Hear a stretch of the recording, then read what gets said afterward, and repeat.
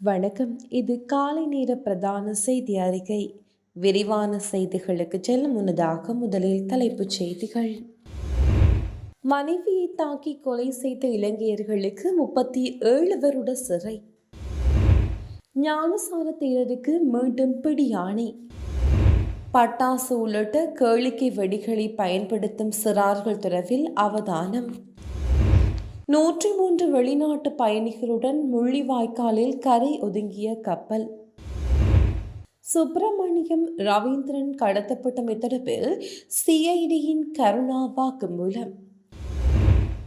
அன்பார்ந்த பார்வையாளர்களே, உங்களுடைய நிறைந்த ஆதரவை வழங்கி எமது யாழ் டிவி சேனலை சப்ஸ்கிரைப் செய்யுங்க. எனினும் இன்னும் எமது சேனலை ஆரம்பித்து 1.5 வருடங்கள் ஆகியும் எமக்கான பார்வையாளர்களின் ஆதரவு குறைவாக உள்ளது. மேலும் எமது சேனலை சப்ஸ்கிரைப் செய்யாமல் 98% பார்வையிட்டு வர்றீங்க. உங்களுடைய ஆதரவு எமக்கு மிகவும் முக்கியமானது. எங்களை ஊக்குவிக்கவும் எமது செய்திகளை தடைகளின்றி உடனுக்குடன் அறிந்து கொள்ளவும் எமது சேனலை சப்ஸ்கிரைப் செய்யுங்க. மேலும் பெல் பட்டன் அழுத்தி எம்மை உற்சாகப்படுத்துங்க. இனி தொடர்பான விரிவான செய்திகள்.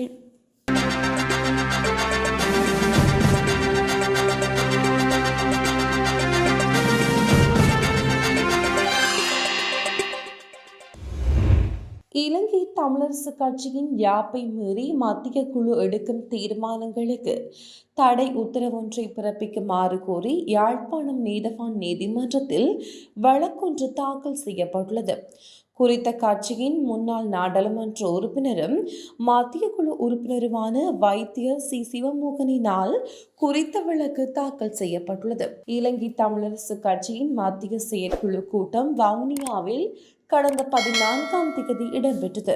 குறித்த கூட்டத்தை ஆரம்பிப்பதற்கு இலங்கை தமிழரசு கட்சியின் பொதுச் செயலாளர் பத்மநாதன் சத்தியலிங்கம் முற்பட்ட போது கட்சியின் தலைவர் மாவை சேனாதிராஜா வருகை தராமல் கூட்டத்தை நடத்தக்கூடாது என முன்னாள் நாடாளுமன்ற உறுப்பினர் சிவமோகன் கூறியிருந்தார். எனினும் அவர் தலைவர் பதவியிலிருந்து விலகிவிட்டார் எனவும் அவரின் தலைமையில் கூட்டத்தை நடத்த முடியாது எனவும் சிலர் கோரியிருந்தனர். எவ்வாறாயினும் தமது நிலைப்பாட்டை முன்னாள் நாடாளுமன்ற உறுப்பினர் சிவமோகன் விடாப்பிடியாக இருந்த பின்னால் நீண்ட நேரமாக கூட்டம் ஆரம்பிக்கப்படாமல் அமைதியின்மை நிலவியது. பின்னர் கூட்டத்துக்கு மாவி சேனாதிராஜா வருகிற போது பதவி விலகியவர் தலைமையில் கூட்டத்தை நடத்த முடியாது என சிலர் தெரிவித்தனர். அதே நேரம் பதவி விலகிலை மாவி சேனாதிராஜா மீள பெற்றுவிட்டதாகவும் கருத்துக்கள் முன்வைக்கப்பட்டது.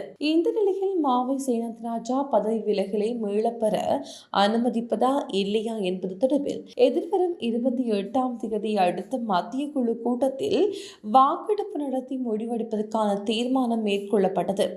இவ்வாறான ஒரு பின்னணியில் இலங்கை தமிழரசு கட்சியின் யாப்பு விதிமுறைகளை மீறி மத்திய குழு எடுக்கின்ற அனைத்து நடவடிக்கைகளுக்கும் தீர்மானங்களும் தடை உத்தரவு கோரி முன்னாள் நாடாளுமன்ற உறுப்பினர் சிவமோகன் இந்த வழக்கை தாக்கல் செய்துள்ளார். குறித்த வழக்கு எதிர்வரும் நாட்களில் விசாரணைக்கு எடுத்துக் கொள்ளப்படும் என எதிர்பார்ப்பதாக மனுதாரர் தரப்பு தெரிவித்துள்ளது. கட்சியின் கொள்கைகளை வகுப்பதும் செயற்திட்டங்களை வகுப்பதும் கட்சியின் பரிபாலனமும் தலைவர் தெரிவும் பொதுச்சபையின் ஆணைக்குழுக்கு உட்பட்டவை என்றும் அவ்வாறான தீர்மானங்களை கட்சியின் மத்திய குழுவினால் எடுக்க முடியாது எனவும் மனுதாரர் சுட்டிக்காட்டியுள்ளார். கிழக்கு பல்கலைக்கழகத்தின் முன்னாள் உபவேந்தர் சிவசுப்பிரமணியம் ரவீந்திரநாத் கடத்தப்பட்டு காணாமல் ஆக்கப்பட்டமை தொடர்பாக கருணா எனப்படும் விநாயகமூர்த்தி முரளிதரன் குற்றப்புலனாய்வு திணைக்களத்தில் வாக்குமூலம் வழங்கியுள்ளார். சிவசுப்பிரமணியம் ரவீந்திரநாத் கொழும்பில் 2006 டிசம்பர் 15ஆம் தேதி இலங்கை விஞ்ஞான முன்னேற்ற சங்க கூட்டம் ஒன்றில் கலந்து கொண்டு திரும்பிய போது இனம் தெரியாத ஆயுததாரிகளினால் கடத்தப்பட்டார் என்பது குறிப்பிடத்தக்கது. இலங்கை காவல்துறையினரின் வாகன தேவைகளை நிவர்த்தி செய்வதற்காக இந்திய அரசாங்கம் நிதியுதவி வழங்குவதற்கு இணங்கியுள்ளது. இதற்காக 300 மில்லியன் ரூபாயை இந்தியா ஒதுக்கீடு செய்துள்ளதாக அமைச்சரவை பேச்சாளர் அமைச்சர் நலிந்து ஜெயதிச நேற்று நடைபெற்ற அமைச்சரவை முடிவுகளை அறிவிக்கும் செய்தியாளர் சந்திப்பில் அறிவித்துள்ளார். அதற்கமைய வட மாகாணத்தில் உள்ள காவல் நிலையங்களில் வாகன தேவைகளை பூர்த்தி செய்வதற்காக இந்த மானியம் பயன்படுத்தப்பட உள்ளதாகவும் அவர் தெரிவித்துள்ளார். சின்ன சேனலுக்கு எதாக இருந்தாலும் அது கொஞ்சம் ஆதரவு கொடுங்க. உங்கள் பொண்ணான கையை கொண்டு அந்த பெல்லில் தட்டிடுங்க. அவங்களுக்கு சப்ஸ்கிரைபர் 5-10 ஏறுனா அவங்க மனசு சந்தோஷப்படும். அவங்க வீடியோவும் பாருங்கள். ஆஸ்திரேலியாவின் தமது மனைவியை தாக்கி கொலை செய்த குற்றத்துக்காக இலங்கையர் ஒருவருக்கு 37 வருட சிறை தண்டனை விதித்து அந்நாட்டு நீதிமன்றம் தீர்ப்பளித்துள்ளது. 47 வயதுடைய ஒருவருக்கு விக்டோரியா நீதிமன்றத்தினால் இவ்வாறு தண்டனை விதிக்கப்பட்டுள்ளதாக வெளிநாட்டு ஊடகங்கள் தெரிவிக்கின்றது. சுமார் 2 ஆண்டுகளுக்கு முன்னதாக தகராறு ஒன்றின் போது குறித்த நபர் தனது மனைவியை தாக்கி கொலை செய்துள்ளதாக குற்றச்சாட்டப்பட்டுள்ளது. அதன்படி அவருக்கு எதிராக குற்றச்சாட்டு நிரூபிக்கப்பட்டுள்ள நிலையில் இந்த தண்டனை விதிக்கப்பட்டுள்ளதாக வெளிநாட்டு ஊடகங்கள் தெரிவிக்கின்றன. கொழும்பிலிருந்து மெல்போர்ன் நோக்கி பயணித்த விமானம் ஒன்றில் குழப்பகரமாக செயற்பட்டதாக குற்றம் சுமத்தப்பட்டுள்ள இலங்கையர் ஒருவர் 7 ஆண்டுகள் சிறை தண்டனை எதிர்நோக்கியுள்ளார். 41 வயதான குறித்த இலங்கையர் நேற்று முன்தினம் விமானத்தில் பெண் ஒருவரிடம் முறைகேடாக நடந்து கொள்ள முற்பட்டதாக குற்றம் சுமத்தப்பட்டு கைதானார். அவர் நேற்று புரோமிடாப்ஸ் நீதவான் நீதிமன்றத்தில் முன்னிலைப்படுத்தப்பட்ட போது பிணையில் விடுவிக்கப்பட்டார். அவரது வழக்கு மீண்டும் அடுத்த ஆண்டு ஜனவரி மாதம் 9ஆம் தேதி விசாரணைக்கு எடுத்துக் கொள்ளப்பட உள்ளது. அவர் மீது சுமத்தப்பட்டுள்ள குற்றச்சாட்டுகளின் அடிப்படையில் அவருக்கு 7 ஆண்டு கால சிறை தண்டனை விதிக்கப்படலாம் என்று ஆஸ்திரேலிய ஊடகங்கள் தெரிவிக்கின்றன.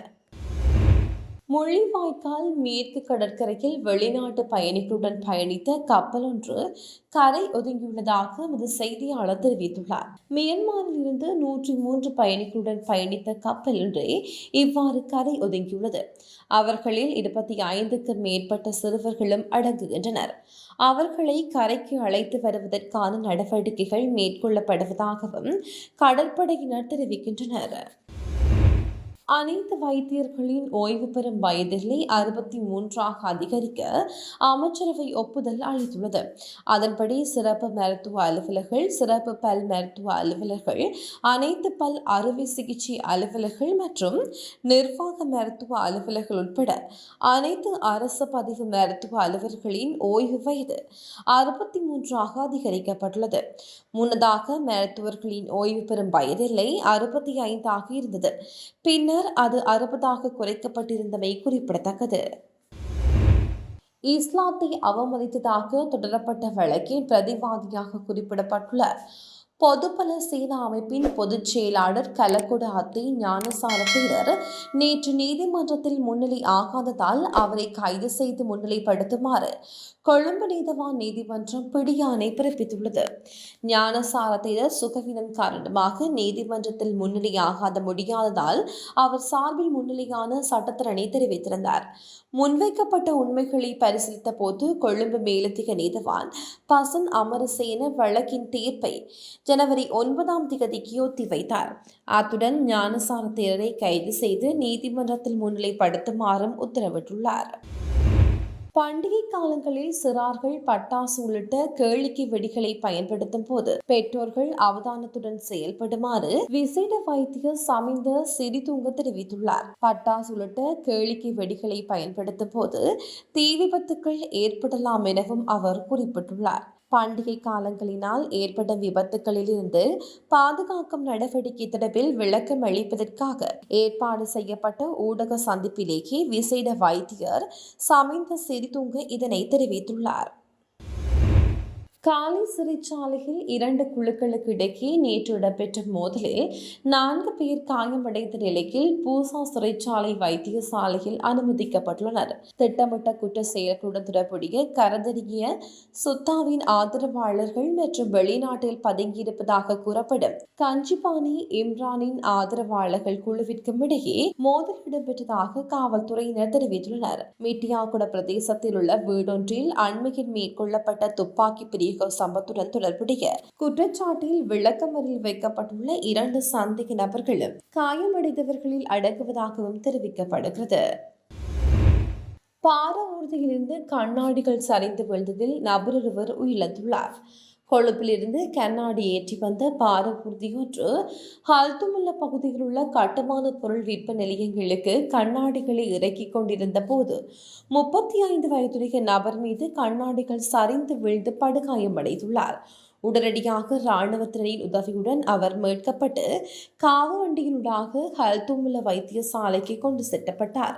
பின்னர் மேலதிக சிகிச்சைகளுக்காக தியத்தலாவை வைத்தியசாலைக்கு மாற்றப்பட்ட நிலையில் சிகிச்சை பலனின்றி அவர் உயிரிழந்துள்ளார். கொழும்பு கோட்டையிலிருந்து பதுளை நோக்கி நேற்றிரவு ஓடும் அஞ்சல் தொடருந்தில் பயணித்த ஒரு பிள்ளையின் தந்தை தவறி வீழ்ந்து உயிரிழந்துள்ளதாக தெம்புள்ள பத்தனை காவல்துறையினர் தெரிவிக்கின்றனர். கொட்டக்கலை ஹங்கைபுரம் பகுதியைச் சேர்ந்த வெள்ளைச்சாமி ஜெயக்குமார் என்ற 40 வயதுடைய ஒரு பிள்ளையின் தந்தையை உயிரிழந்துள்ளார். நேற்று அதிகாலை 4 மணியளவில் இரவு அஞ்சல் தொடர்ந்து ஹொட்டக்கலை தொடருந்து நிலையத்தை வந்தடைந்ததுடன் மீண்டும் பதுளை நோக்கி இயங்கும் போது ஹொட்டக்கலை தொடருந்து நிலையத்திலிருந்து இறங்க முயன்ற தொடருந்திலிருந்து தவறி விழுந்து உயிர்ந்திருக்கலாம் எனவும் காவல்துறையினர் சந்தேகம் வெளியிட்டுள்ளனர். அதிகாலை நானோயாவிலிருந்து கொழும்பு நோக்கி சென்ற தொடருந்தில் சாரதி கொட்டக்கலை மற்றும் தலவாக்கலை தொடருந்து நிலையங்களுக்கு இடையே தொடர்ந்து பாதைக்கு அருகில் சடலம் ஒன்றை கண்டு பின்னர் சடலத்தை கொட்டக்கலை தொடருந்து நிலையத்திற்கு கொண்டு சென்று ஒப்படைத்துள்ளனர். உயிரிழந்த நபர் கொழும்பு கோட்டையிலிருந்து ஹொட்டக்கலை செல்வதற்காக பயணச்சீட்டு வைத்திருந்தமை கண்டுபிடிக்கப்பட்டுள்ளது. சின்ன சேனலுக்கு எதாக இருந்தாலும் அது கொஞ்சம் ஆதரவு கொடுங்க. உங்கள் பொண்ணான கையை கொண்டு அந்த பெல்லில் தட்டிடுங்க. அவங்களுக்கு சப்ஸ்கிரைபர் 5-10 ஏறுனா அவங்க மனசு சந்தோஷப்படும். அவங்க வீடியோவும் பாருங்கள்.